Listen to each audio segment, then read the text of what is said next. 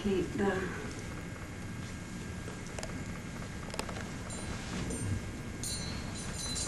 Okay.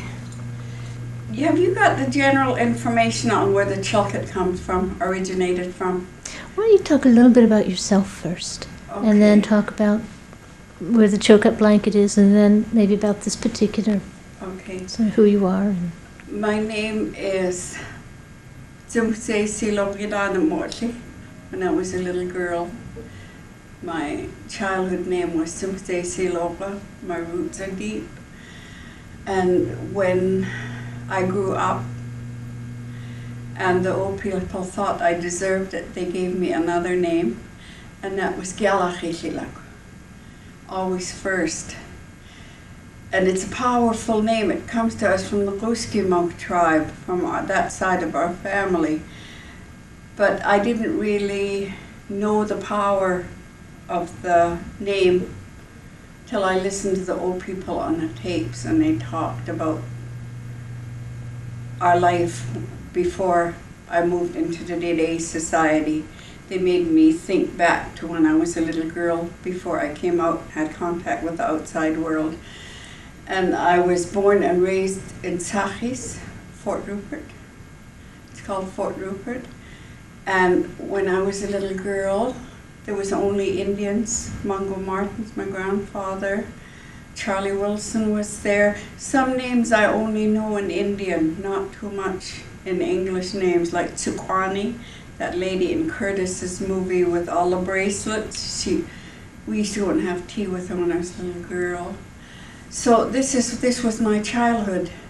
What I didn't know then, when I was living in that reserve, before I even learned to speak English, was that they were teaching me our way. It was their educational system to put the very young with the elderly people, the elders, because they always had time for us. I can remember we used to we were little scavengers when we were children. We'd say, oh, let's go visit Badidu. She always has homemade jam. And she had bannock, the kind that you slice. And we'd go and visit her, and she'd serve us tea, and this bannock and this homemade bread. I could put this homemade bannock, now that's Badidu and Sam Hunt. Now, when we were all through that's my brother and I and Florence, we're the three older ones in the family, we'd go and maybe go to Tsukwani's. That's the lady that came. And she always had nice homemade jam too. And she never washed her teapot. That's what we noticed, but she made good tea. She'd put, she'd say when we walked in, all the old people said that. And I can't explain to you what that means in English, but this is what I have to express, this is what I grew up with. We go to visit the old people and they'd say, oh, Wajid, they'd say when we'd go in and thinking, just the voice and their gestures, we're so special. We used to feel special. And she knew we were looking for her jam. And she said, we'll all have tea, so we'd sit around with her and she'd make her strong, strong tea. But we never drank tea straight.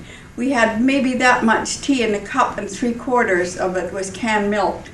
And I never saw sugar when I was little. I only saw Rogers Golden Syrup in a great big, so many gallon tin it would come to us, and that was our sweetener. That was our sweet. So when we got through eating all her jam and bannock, we'd go visit somebody else, like Ghana, across a little creek, and again we'd be greeted with all this love phrases. And that's what I really grew up with, feeling that I was so special. And I can't explain to you what that Wajid means. It's a phrase, and I think in any race, if you think back to your grandparents, you know how their face light up when grandchildren come into a room. We do it now because we're grandparents. And when the grandchildren come in the house, we forget about everything else. We can be doing something important on a phone call. When a grandchild comes in the room, everything else is forgotten. I think that's how they made us feel when we were little. So that was my early childhood in a little reserve. Mungo, Abaya was there. And no education at all. No, none at all. It wasn't until the government threatened to put my mother and father in jail that my father allowed us to go to Alert Bay to go to school. I'm almost 9 now. No talking English, no nothing. Stepped into Alert Bay and went to school there. 2 days a week. If we went to school for 2 days a week, they wouldn't put Mom and Dad in jail, so we were okay there. 2 days a week, Dad would come and get us in Alert Bay in his little gas boat. Chug, chug, chug, it had the pistons on it. Takes 3 hours to go from Fort Rupert to Alert Bay in those days, and 3 hours to come back, and it's rough. Rough, always rough, like seaway. Halfway there, you always, because the tide's changing. 3 hours to come back. And then Dad would pack us all up and we'd go potlatching. That was the life. And then we'd come back Sunday, or if we were in one of the other villages, Sunday, we all went to church. I know the Lord's Prayer in Indian was a very nice life, no conflict at all. You know how people say there's conflict with the church? There was none at all. They translated the prayer book into Indian, so we could say all our, and I know He Leadeth Me, Onward Christian Soldiers, a whole bunch of those Indian hymns, the Anglican English, I can sing them all in Indian, because I remember when I was a little girl, and I've been married to a non-Indian all these years, and I live in the central part of British Columbia, where our dialects are different, so I don't speak the language unless I go to visit the family, or I used to phone my mom and dad long distance and talk Indian to them. So because it was my first language, I never lost it. Thank heavens for that. So the last 10 years of my father's life, from Fort Rupert, from Prince George to Fort Rupert, the last 10 years of his life, we'd go back to the village. And I started documenting all the things that the old people had to say while they could still say it. Because I knew there was a way of life that it was going to be like we're going to close a book and it's going to put away on the shelf unless we could capture what they had to say. So I bought the cheapest, because I've got a family. I had to go and buy the cheapest little tape recorder that I could afford, and I could only use the cheap tapes because the kids had to eat, and boy, can 5 boys eat lots. So that's how my program started. This is how I started my program. And I kept getting stronger and stronger because of that name, Gyalachilila, first through. It did give me strength. And then I thought, how can I get the people's attention? How can I get anybody to listen to me? I couldn't get funding for what I do because I'm not where I'm supposed to be. I'm in the central interior. I can't get funding from the Indian organizations because I'm married to a white. I can't get funding from the White Society because I'm doing an Indian project. I even went to the mayor and the council in Prince George, and I just opened my mouth and said who I was, and I was a Quagga Indian, and the man shut me off right there and said, "You're an Indian, you should go to your own people for your funding." So that was that. So my, I thought, gee, you guys just watch me. That was years and years ago, 30 years ago. And I did. Slowly, it seemed like the old people, I could hear their voices telling me what to do. Teach the children the traditional dances, get the people's attention through the children. Have your art gallery showing, have your collection. And I didn't know I could make the chilkat blanket. My dad told me I could make a chilkat blanket, but I didn't know I could. So I tried. And the first blanket I ever made, it took me 2 years to complete it. And when it was done, I cried like a baby. I have since made about eight blankets for my family. So the brothers all have one. Now I'm making it for my own children, so that this is something I'll leave them. They can do what they want with it. It'll be theirs to do with as they please, but it's something hase, gyachan, like a breath that I'll leave with them. when I'm gone. So this is the Chilkat blanket of the Hunt family. This is one arm of the Hunt family. The Chilkat blanket comes to us from Tongass, Alaska. 5 generations ago for me, there was a Tlingit woman. Her name was Mary Abbott, and she married a Mr. Hunt. He was a Hudson Bay trader, and we're descendants of that union. I'm the 5th generation. My father was the 4th. George Hunt, who worked with Franz Boas, I know he's got a lot of things in the museum. Lots of documented facts from him. He was the first half-breed from this union, Robert Hunt and Mary Abbott. Now, Mary Abbott brought the raven to the Hunt family. The raven and the suncrest is from the Tlingits from Alaska, Tongass, Alaska. And the raven usually has little beady black eyes. But this, I put the white eyes on it because Mr. Hunt was white. He was a Hudson Bay trader. He came from England, I think, and his mother was Scottish. So that's where we come from, all the Hunts. The 4 coppers is from my mother's side of the family. This is the, symbolizes wealth and power to our people. And this is again from the Oskimuk side of our family. This isn't the first one I made. This is the one I made for me. This is a memorial blanket. When I was a little girl in a reserve, we spent a lot of time with the old people, both from Tselwadi and the different little villages from our area. They come to our place in Fort Rupert, so I grew up with that. And this woman, J.J. Wallace's wife, Anissa, I grew up with her always there when I was a little girl, and she'd say,